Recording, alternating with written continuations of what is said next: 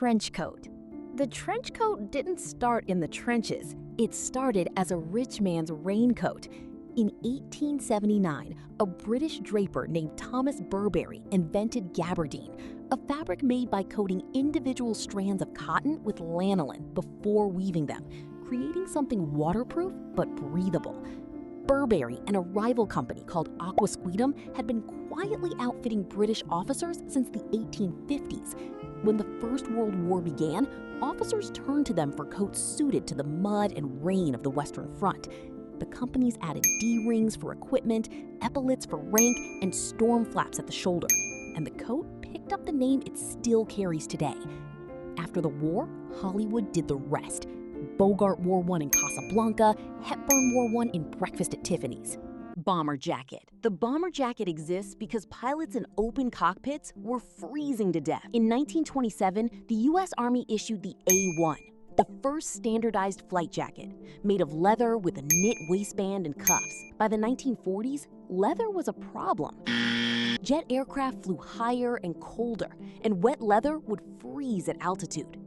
The answer came in 1950 with the MA-1, a short, boxy nylon jacket with a wool knit collar, designed to fit inside cramped jet cockpits.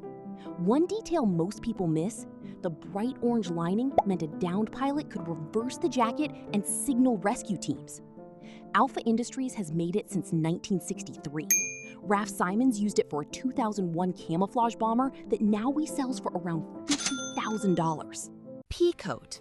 The Peacoat is one of the oldest jackets in continuous use, and nobody fully agrees where its name came from. References to a pea jacket appear in American newspapers as early as the 1720s.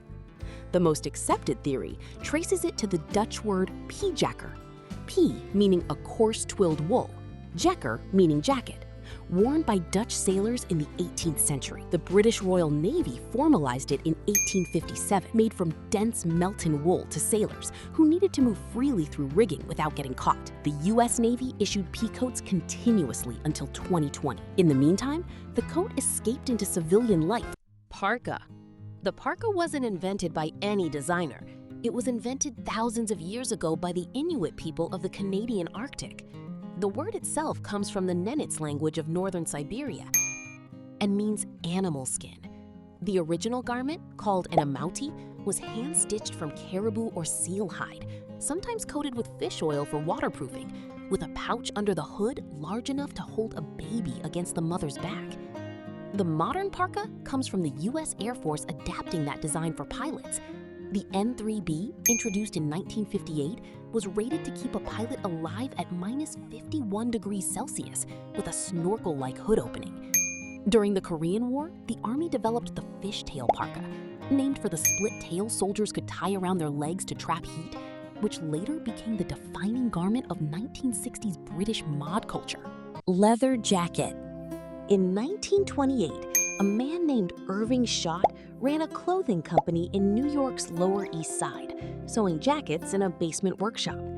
That year, at the request of a Harley-Davidson distributor, he designed a jacket specifically for motorcyclists: horsehide leather, a zippered diagonal closure that stayed flat against the chest when riding, wide lapels that could be buttoned across the throat, and heavy snap closures. Schott named it the Perfecto, after his favorite cigar. It sold for $5.50. For nearly 2 decades, it remained a functional garment. Then, in 1953, Marlon Brando wore one in the Wild One, and it stopped being about motorcycles entirely. Schools across America banned it. By the 1970s, it was the uniform of the Ramones. Denim jacket. The denim jacket is inseparable from the history of American workwear. In 1873, Levi Strauss and a tailor named Jacob Davis patented the idea of using metal rivets to reinforce stress points on workwear trousers, creating the first blue jeans. Around the same period, Levi's began producing a matching jacket, short, boxy, heavy indigo cotton, designed for railroad workers, cowboys, and miners who needed something that could survive years of abuse. The design evolved through 3 iterations. The Type 1, introduced in 1905, had a single chest pocket.